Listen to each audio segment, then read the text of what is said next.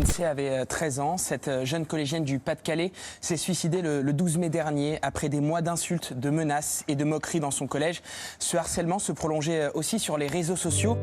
Le 12 mai 2023, Lindsay, une adolescente de 13 ans, se suicidait après avoir été victime de harcèlement.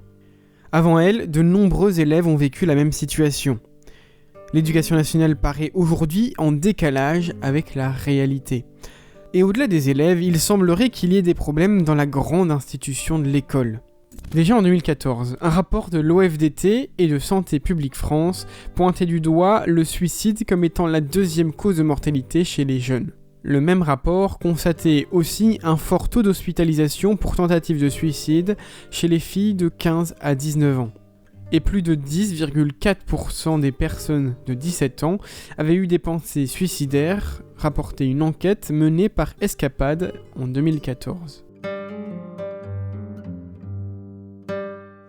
À cet âge, il semblerait pourtant logique que l'éducation nationale prenne au sérieux ces risques, d'autant plus avec ses statistiques. Mais il semblerait que cette institution ne parvienne pas à enrayer ces phénomènes de troubles psychologiques. Les dispositifs mis en place ne semblent pas vraiment adaptés à la réalité de ce qu'il se passe.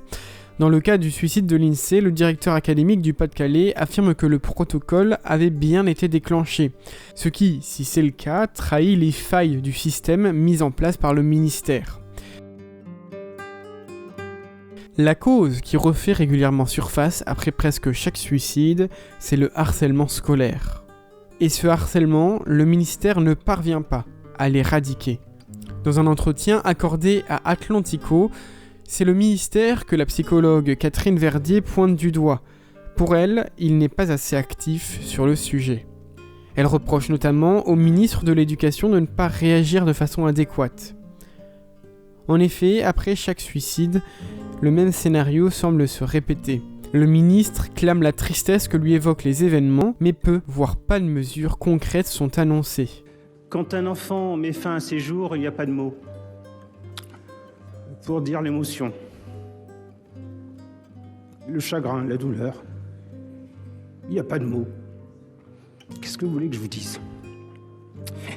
Et donc, j'adresse mes pensées les plus émues à ses parents, à ses proches, à ses amis. Et au-delà de cela, Catherine Verdier interroge l'esprit même de l'école avec un enseignement compétitif, combatif, qui oppose en quelque sorte les élèves et qui pourrait les mener plus facilement vers le harcèlement. La psychologue pour enfants rappelle au passage que les professeurs n'ont aucune formation à ces thématiques. Et les enfants le savent, et cela ne pousse pas vraiment les victimes de harcèlement à parler, puisqu'ils savent que les solutions proposées seront probablement bien maigres ou inadaptées. Parfois, dans d'autres affaires, l'éducation nationale a peut-être même une implication dans le suicide de certains élèves.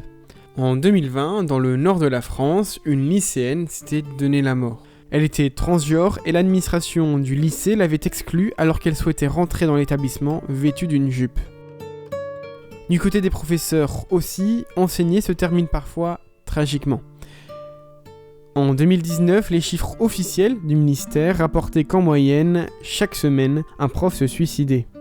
Jean Villot s'est tué 24 heures après le dépôt d'une plainte par la mère d'un élève de sa classe de CP. C'est sous le préau du collège Guy de Maupassant que le professeur de technologie, âgé de 37 ans, aurait mis fin à ses jours avec a priori un fusil. Le suicide d'un enseignant de 55 ans hier après-midi à son domicile. Un drame qui, pour beaucoup de profs, illustre le manque d'écoute et de soutien de la hiérarchie, souvent dénoncée. Il a écrit une lettre à ses collègues dans laquelle il annonçait son geste.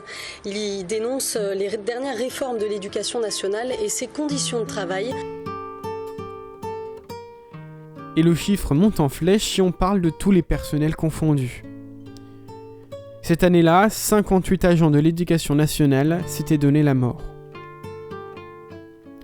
Revenons-en au suicide de Lindsay.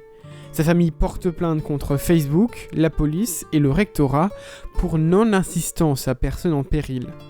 La mère de l'adolescente a mis en avant le manque d'aide qui leur a été apporté et qui aurait peut-être permis d'éviter sa mort.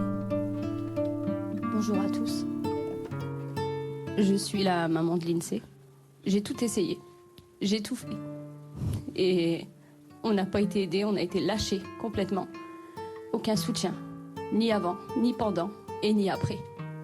Aujourd'hui, on n'a eu aucun courrier de qui que ce soit par rapport à ce qui s'est passé pour ma fille. Et elle demandait de l'aide au directeur, chose qu'elle a précisée aussi. Et que, justement, le directeur lui a carrément dit « Écoute, tu m'embêtes avec tes bêtises. On n'a pas que ça à faire. Ça reste entre nous. » Je sais plus. Elle me manque.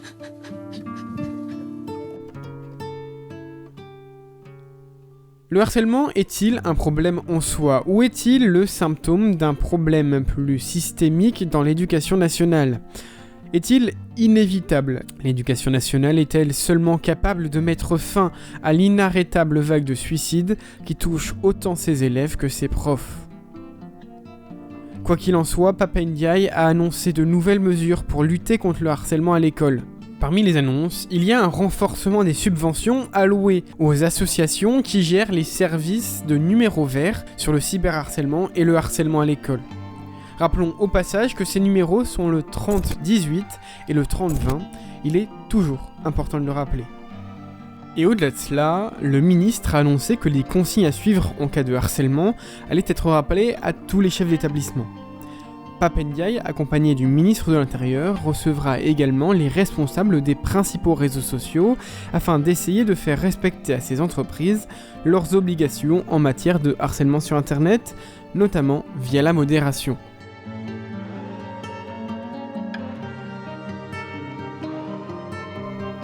Alors, est-ce que ces mesures suffiront ? C'est le futur qui donnera certainement une réponse à cette question. Mais en attendant, vous pouvez vous exprimer respectueusement en commentaire. Et puis, pensez à vous abonner pour suivre l'actualité débriefée. Salut à tous!